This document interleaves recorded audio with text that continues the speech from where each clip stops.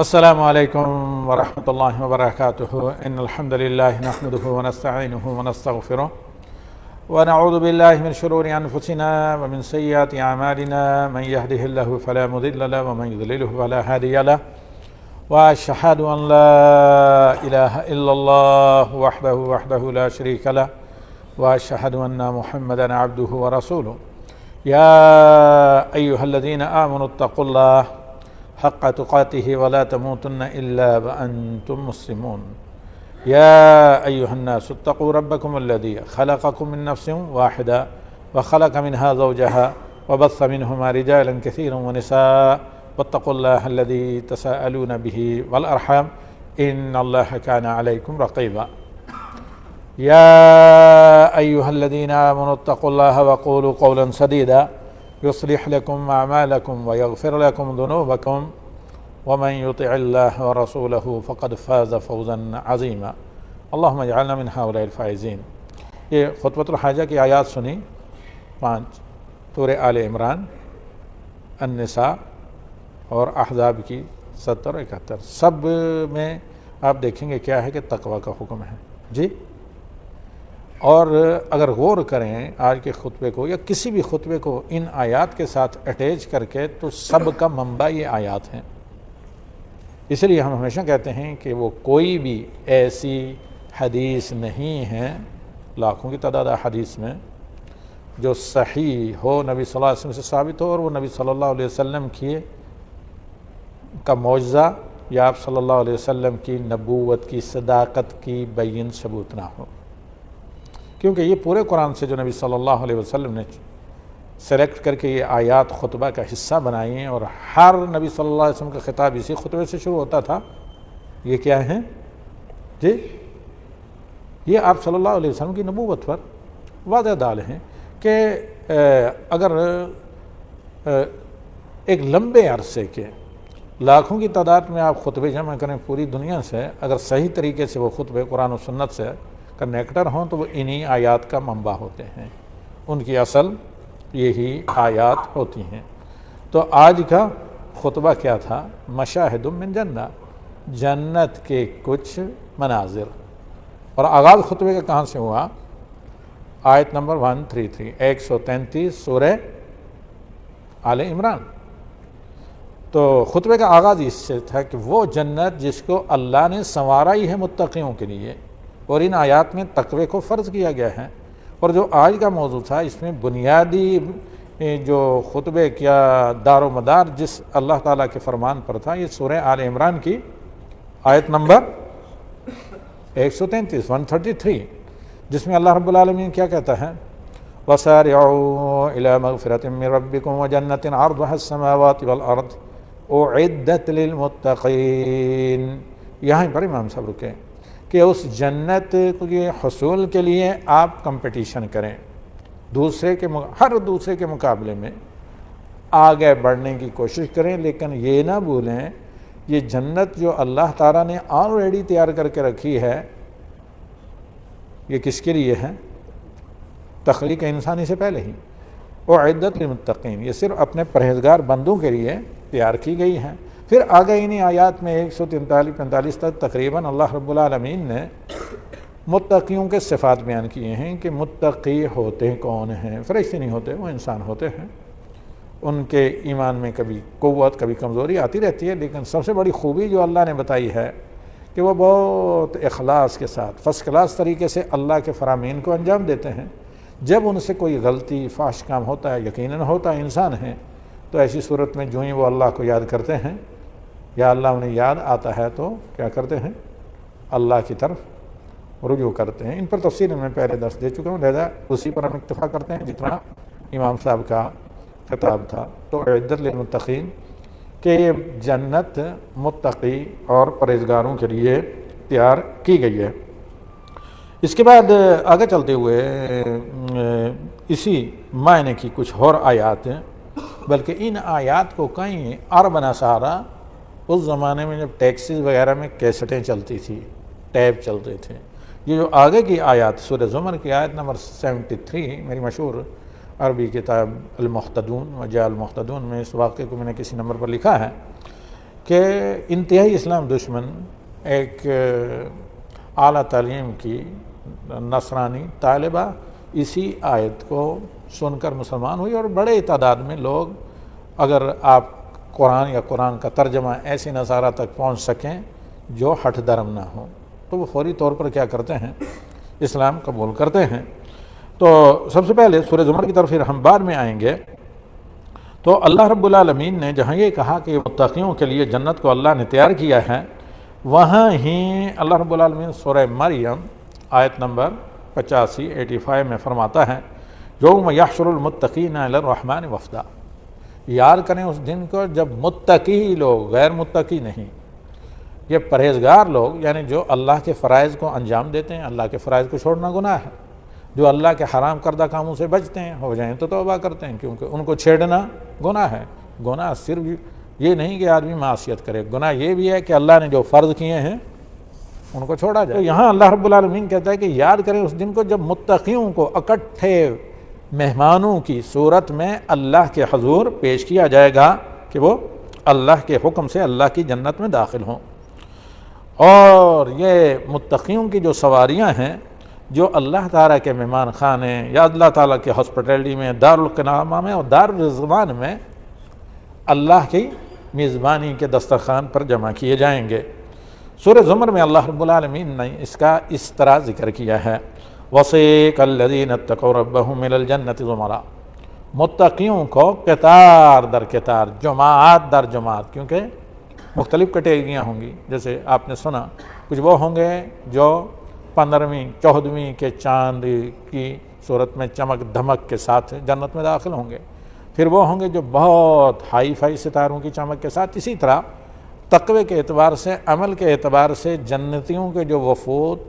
اللہ کی دعوت پر، اللہ کی میزبانی میں جنت میں داخل ہوں گے، تو اپنے اپنے کیٹیگری کے اعتبار سے الانبیاء العظم رسول، الانبیاء اس سے سب سے پہلے نبی صلی اللہ علیہ وسلم، پھر نبی صلی اللہ علیہ وسلم کی امت کے لوگ، پھر ہر نبی کے ساتھ امت کے لوگ شہداء اور صالحین وغیرہ۔ تو اسی آیت نمبر 73 سورہ زمر کی میں کہہ رہا تھا کہ جسے سن کر بعض نصارہ غیر مسلم فوری طور پر اسلام لائق ہو، اس کے لیے انہیں اپنے قوم کے لوگوں سے کتنی ہی پریشانیاں کیوں نہ جھیلنی پڑی۔ تو لہذا جماعت در جماعت اللہ کے مقرب بندے اللہ کے دارالکرامہ جنت کے اندر داخل ہوں گے، اور جب جنت میں پہنچیں گے، جنت کے گیٹ تک، وہ بات ہے صراط مستقیم جس کی ہم نماز کی ہر رکعت میں اللہ سے دعا کرتے ہیں، یہ کیا ہے؟ جو جہنم سے بچ کر کے پل صراط کو کراس کر کے جنت کے دروازے تک پہنچ جائیں۔ جب جنت کے گیٹ تک یہ لوگ پہنچیں گے تو ایسی صورت میں جنت کے دروازے کیا ہوں گے؟ بند ہوں گے۔ تو ایک فرزندان آدم میں سے ایک شخص آگے بڑھ کر جنت کا دروازہ کھٹکھٹائیں گے، اور جنت کا دربان کہے گا رضوان کہ کون ہیں؟ تو اللہ کے رسول صلی اللہ علیہ وسلم کہتے ہیں کہ میں ہی جنت کا دروازہ کھٹکھٹاؤں گا اور میں کہوں گا کہ محمد، پھر میرے لیے سب سے پہلے جنت کا دروازہ کھولا جائے گا، پھر میری امت کے لیے، پھر دیگر انبیاء اور ہر نبی کی امت اس کے ساتھ۔ ہم دنیا میں اگرچہ سب سے بعد میں آنے والے ہیں قیامت سے پہلے، لیکن آخرت میں جنت میں سب سے پہلے اللہ تعالیٰ کے دارالکرامت میں داخل ہوں گے۔ اللہ تعالیٰ سے دعا ہے کہ ہمیں اور آپ سب حاضرین اور دیگر ہمارے متعلقین اور محبین اور تمام معبودین اور جو کہیں بھی جہاں لوگ سن رہے ہیں ان سب کو اللہ رب العالمین اپنے نبی کی ہمراہی میں، معیت میں، اس دارالکرامہ میں اپنی رحمت کے سہارے داخل کرے۔ وما ذلک علی اللہ بعزیز فإنہ هو الرحمن الرحیم۔ تو جنت کی بہت سے بے شمار نعمتیں ہیں۔ جنت کی سب سے بڑی نعمت ہے، دنیا میں سب سے بڑی زحمت جہنم سے پہلے دنیا میں جو ہم اور آپ جس کا سامنا کرتے ہیں وہ کیا ہے؟ کینہ، کپٹ، حسد اور دلوں کے اندر کدورت، ایک دوسرے کے متعلق نفرت، چھوٹی چھوٹی بات جس کو حبل کو جبل اور حبہ کو کبہ کہا جاتا ہے، ان کے نتیجے میں بہت قریبی قرابت دار ایک دوسرے سے دور، اور حقیقتاً سب سے بڑی یہ شیطان کی کامیابی ہوتی ہے۔ جیسے امام ابن قیم رحمہ اللہ فرماتے ہیں کہ شیطان سب سے زیادہ جس چیز سے خوش ہوتا ہے اس میں کئی ایک چیز ہیں، ان میں تعلقات کے اعتبار سے کسے مسلمان کے غم سے، کیونکہ جب کوئی گھرانہ ٹوٹتا ہے، میاں بیوی کے تعلقات خراب ہوں، یہ شیطان کو بہت پسند ہے، جیسے کہ صحیحین کی روایت ہے، تو وہاں بھی کیونکہ ہر کوئی پورا کا پورا اس گھر کا طبقہ غم میں مبتلا ہوتا ہے، تو دنیا میں شیطان غم میں مبتلا کر کے کہیں ایک کام کیا کر لیتا ہے، اپنے پورے کر لیتا ہے۔ سب سے بڑی چیز اللہ تعالیٰ کے فرائض میں خشوع و خضوع متاثر ہوتا ہے انسان کا، دیگر بہت سے دینی کام متاثر ہوتے ہیں۔ تو جنت کی سب سے بڑی نعمت ہے جس کا ذکر اللہ رب العالمین نے سورہ الحجر کی آیت نمبر 47 میں کیا ہے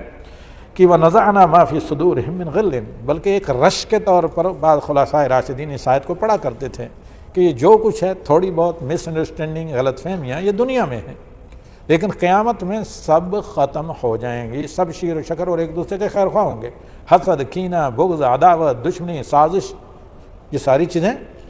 دنیا میں رہ جائیں گی۔ تو اللہ تعالیٰ فرماتا ہے 47 سورہ الحجر میں وَنَزَعْنَا مَا فِي صُدُورِهِم مِّن غِلٍّ،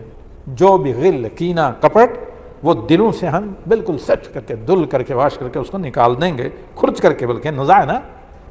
سک کر کے، خرچ کر کے اسے ہم نکال لیں گے۔ تو کیا ہوگا؟ اہل ایمان یہ متقی اخوانا علی سرر، آمنے سامنے جنت میں اللہ کی میزبانی میں تختوں پر بیٹھے ہوئے ہوں گے۔ تو یہ اللہ رب العالمین کی بڑی نعمتوں میں سے ہے۔ اس کے بعد اللہ کے نبی صلی اللہ علیہ وسلم کہتے ہیں کہ میرے لیے جنت کا دروازہ کھولا جائے گا، میں مقام محمود پر پہنچوں گا، اور جس طرح حشر میں نے سفارش کی تھی وہاں اللہ تعالیٰ کے حضور سجدہ ریز ہو کر سفارش کروں گا اور اللہ میری سفارش کر دے گا۔ یہ ہوگا کہ جنت کے 8 دروازے ہیں،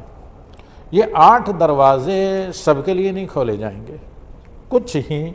خوش نصیب درجے ہیں، چند گنے چنے آدمی نہیں، کیٹیگریاں ہیں جن کے لیے اللہ تعالیٰ جنت کے 8 دروازے کھولے گا اور کہے گا کہ جس سے مرضی اندر جاؤ۔ جیسے باب ریان روزے داروں کے لیے، فرض روزوں کے بعد جو نفلی روزے رکھتے ہیں، فرض سبھی رکھتے ہیں، اور اسی طریقے سے مختلف روزے صدقہ خیرات کرنے والوں کے لیے، ظاہر بات ہے فرض صدقہ تو ہر مسلمان کے دین کا رکن ہے، لیکن نفلی صدقہ ان کے لیے صدقے کے بعد مختلف دروازے مختلف اعمال والے لوگوں کے لیے، لیکن کچھ لوگ ہیں جن کے لیے سارے دروازے کھول دیے جائیں گے۔ تو اللہ کے نبی صلی اللہ علیہ وسلم کے لیے سارے کے سارے دروازے کھولے جائیں گے۔ دوسرے نمبر پر حضرت ابوبکر صدیق رضی اللہ تعالیٰ عنہ ہیں جن کے لیے سارے دروازے کھولے جائیں گے۔ اسی ان صفات پر جو بھی امت کے لوگ ہوں گے۔ اسی طرح ایسی بیویاں اگرچہ صرف فرائض پر کیوں نہ اکتفا کریں، نبی صلی اللہ علیہ وسلم فرماتے ہیں کہ جو مسلمان عورت صرف 5 وقتہ نماز پڑھیں، یعنی 5 وقتہ نماز کا مطلب کیا؟ ٹوٹل 17 رکعت فرض نماز، اور فرض روزے رکھے ماہ رمضان کے، اور اپنے شوہر کی جائز مشروع اعمال میں اطاعت کرے، یعنی کہ شوہر لوگ پھر سگریٹ سلگانے اور حقہ وہ جلانے کے لیے بھی عوام شادی کرنے لگے، ایسا نہیں، یعنی مشروع کاموں میں اپنے شوہر کی اطاعت کرے، اطاعت بعدہا، تو اس کے لیے جنت کے 8 دروازے اوپن ہوں گے اور کہا جائے گا کہ اللہ کی بندی جس سے چاہو اندر داخل ہو۔ تو اس کے بعد اللہ کے نبی صلی اللہ علیہ وسلم فرماتے ہیں جنت کی سب سے بڑی نعمت وہ امن جس کے بعد کوئی خوف نہیں، وہ اللہ تعالیٰ کی طرف سے راشن پانی یا کھانا پینا جس کے بعد کوئی بھوک اور پیاس نہیں۔ دنیا میں سب سے بڑے 2 عذاب کیا ہیں؟ ایک خوف، جو لوگ خوف کا سامنا کر رہے ہیں ان سے پوچھیں، اور دوسرا بھوک اور پیاس، غذا کا نہ ہونا، اس کی قلت، اور امن کا نہ ہونا، یہ سب سے بڑے دنیا میں عذاب میں اللہ تعالیٰ بچائے۔ اس لیے اہل مکہ پر اللہ تعالیٰ نے مستقل سورہ ایلاف نازل کر کے کیا کیا ہے؟ احسان جتایا ہے۔ الذی آمنہم لإیلاف قریش ایلافہم رحلۃ الشتاء والصیف فلیعبدوا رب ھذا البیت الذی اطعمہم من جوع وآمنہم من خوف۔ اس لیے اللہ تعالیٰ نے مستقل سورت نازل کر کے اہل مکہ پر سب سے بڑے جو 2 انعام تھے ان کو یاد دلایا ہے کہ ایک ساری دنیا کے میوے اور غذائیں لا کر تمہاری اس بنجر خطے میں تمہیں دیتا ہے، اور تم بھوک دیکھتے ہی نہیں، بھوک سے بچا کر رکھا ہے، اور ہر طرح کے خوف سے ارد گرد لوگوں کے جان کے لالے پڑے رہتے ہیں، لیکن تم مکہ کے دارالامن اور حرم مکی میں مامون رہتے ہو کہ کوئی تمہاری طرف غلط نظر اور سازشی نگاہوں سے دیکھ بھی نہیں سکتا۔ تو یہ بڑے انعام ہیں۔ تو جنت کی بڑی نعمتوں میں سے یہ ہو گئی دار النعیم میں خوف نہیں ہوگا، کینہ وغیرہ نہیں ہوگا۔ جب کینہ وغیرہ نہیں ہوگا تو خوف بھی نہیں ہوگا، کیونکہ سازشیں کیوں ہوتی ہیں؟ عداوت اور دشمنی کی وجہ سے۔ جنت کی نعمتوں کو بیان دنیا میں نہیں کیا جا سکتا الا یہ کہ اللہ کے کلام کے ذریعے۔ فیہا ما لا عین رأت ولا اذن سمعت ولا خطر علی قلب بشر، یہ نبی صلی اللہ علیہ وسلم کا فرمان ہے کہ جنت کی نعمتوں کی مختصر تعریف اور خلاصہ یہ ہے کہ اس میں وہ نعمتیں جو نگاہوں نے دنیا میں دیکھی نہیں، نہ کانوں نے سنی، اور انسان کتنا بھی خیال کر لے، کتنا بھی ڈریم دیکھے ایسا ہونا چاہیے، ایسا ہونا چاہیے۔ ابھی آپ تصور کر سکتے ہیں ایمیجن، میرا ایک شیش محل ہونا چاہیے، اتنی وسعت ہونی چاہیے، اس طرح کی بارادری، اس طرح کے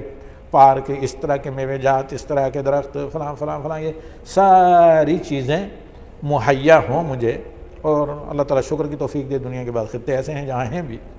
کہ آپ کو اگر مہینوں گھر کی چار دیواری سے باہر نہ نکلے تو ضرورت نہیں پڑتی، اندر ہی تازہ سب چیزیں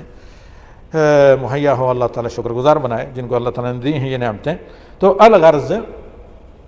جنت میں تمام کی تمام نعمتیں مہیا ہوں گی۔ پھر جنت کے وہ میوے جن کا ذکر ہے کہ جہاں جنت میں لیٹے اور بیٹھے ہوں گے اپنی کرسیوں پر، وہیں یہ تمام کی تمام شاخیں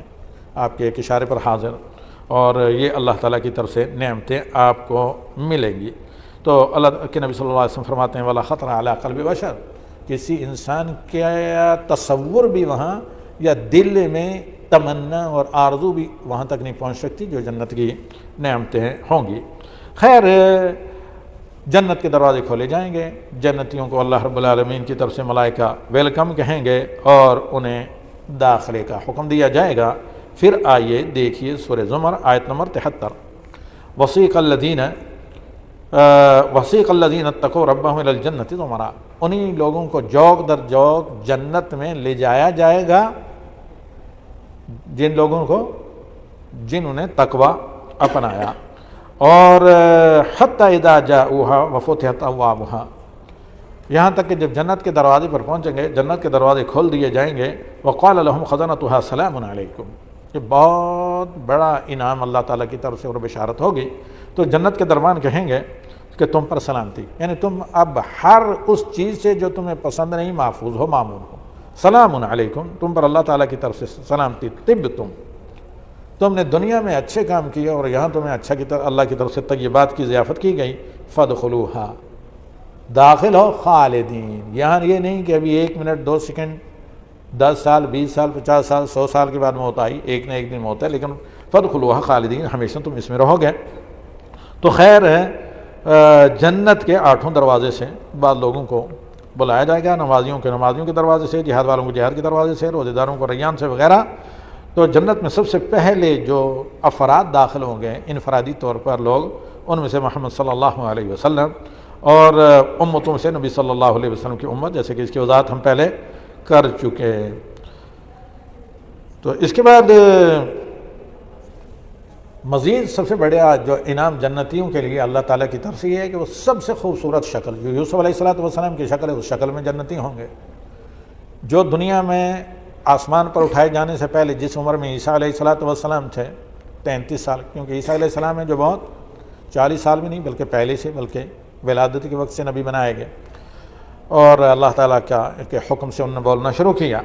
تو عیسیٰ علیہ السلام کی عمر، یوسف علیہ السلام کی شکل، اور جد بشریت ابو البشر آدم علیہ السلام کا قد 60 گز، اسی پر جنتی لوگ جنت میں داخل ہوں گے بلا امرد، یعنی بلا مونچھ داڑھی، اور جو غیر ضروری بال ہیں جو انسان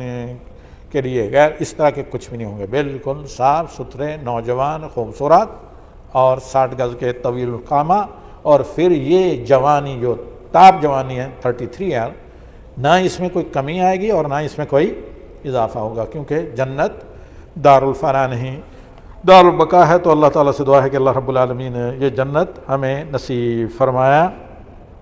اور پھر اللہ رب العالمین کی طرف سے انہیں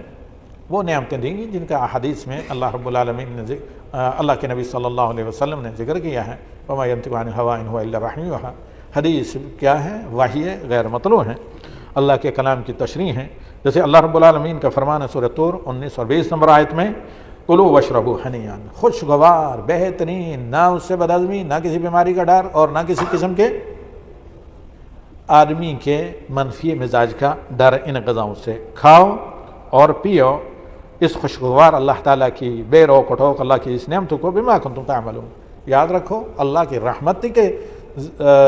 ذریعے وسیلے تمہیں یہ ملا ہے، لیکن اللہ رب العالمین چونکہ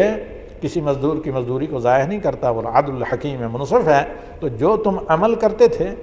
پیاس میں روزہ رکھنا اور مختلف موقع پر تمام مصروفیات کے باوجود چھوڑ کر اذان ہوتے ہی نماز پڑھنا، دیگر فرائض ادا کرنا، تو یہ جو تم نعمتیں مل رہی ہیں بما کنتم تعملون، جو تم عمل کرتے تھے دنیا میں عمل صالح، کیوں؟ انا کذالک نجزی المحسنین، اس لفظ پر ذرا غور کریں، انا کذالک نجزی المحسنین، ایسے ہی ہم اجر و ثواب اور بدلہ جنت کا دیتے ہیں محسنین۔ یہ لفظ اس بات کی دلیل ہے کہ تمام عمل کرنے والوں کو نہیں، بلکہ وہی انہی عمل کرنے والوں کو یہ جنت کا صلہ ملے گا جو احسان کے ساتھ۔ اور احسان کی نبی صلی اللہ علیہ وسلم نے کیا شرح کی ہے؟ ان تعبد اللہ کأنک تراہ، اس میں خشوع خضوع اخلاص پایا جائے، اللہ کی ایسی عبادت کریں گویا کہ آپ اللہ کو دیکھ رہے ہیں۔ فإن لم تکن تراہ، اگر ایسا نہیں فإنہ یراک، اس میں کوئی شک نہیں کہ اللہ تعالیٰ آپ کو دیکھتا ہے۔ انا کذالک نجزی المحسنین۔ اس کے بلا اللہ تعالیٰ کہتا ہے کہ جنتی جب اندر جائیں گے تو وہ اپنے گھروں کو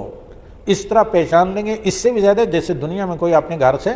معروف ہوتا ہے بلا روک ٹوک۔ دنیا میں تو بسا اوقات بھٹک بھی جاتا ہے آدمی، پھر ادھر ادھر نشانات دیکھنے پڑتے ہیں، پوچھنا پڑتا ہے، لیکن جنت میں اپنے گھروں میں ایسے جائیں گے جیسے آلریڈی ان کے گھر ان کے لیے بالکل ناؤن اور معروف ہیں۔ دیکھیے سورہ محمد کی آیت نمبر 6، وَيُدْخِلُهُمُ الْجَنَّةَ عَرَّفَهَا لَهُمْ، اللہ اس جنت میں انہیں داخل کرے گا، مہمان بنائے گا، جس جنت کی تعریف اللہ رب العالمین نے پہلے ہی ان کے سامنے کر رکھی ہے، ان کو پچھوا رکھا ہے۔ اللہ تعالیٰ سے دعا ہے کہ اللہ رب العالمین ہمیں جنت الفردوس کی تمام نعمتیں اپنے راہوں سے عطا کرے اور ہمیں اپنے اعمال کے شر سے بچائے۔ اس کے علاوہ جنت میں نہریں ہوں گی، شہد کی، دودھ کی، شراب کی، اور وہاں کی نہریں یہ نہیں کہ جس طرح زمین میں کھودے ہوئے دریا ہوتے ہیں یعنی گہرائی میں، بلکہ زمین کے اوپر شیشے کی طرح رواں دواں ہوگی، اور دونوں طرف جو پتھر یا کنکریاں وغیرہ ہوں گی، ایک طرف لولو یعنی پیرل اور دوسری طرف زمرد وغیرہ ہوں گے، اور سائے دار وہ صاف ستھرے درخت کے 100 سال جن کے سائے میں چلے سوار تو وہ ختم نہ ہوں۔ اللہ تعالیٰ سے دعا ہے کہ اللہ رب العالمین ہمارے اعمال کی شامت سے ہمیں بچائے اور جنت سے ہمارے اعمال کی وجہ سے بچائے، اور ہمیں انبیاء، صدیقین، شہداء، صالحین کی صحبت اور معیت نصیب عطا کرے۔ ربنا تقبل منا انك انت السميع العليم وتب علينا انك انت التواب الرحيم۔ سبحان ربك رب العزة عما يصفون وسلام على المرسلين والحمد لله رب العالمين۔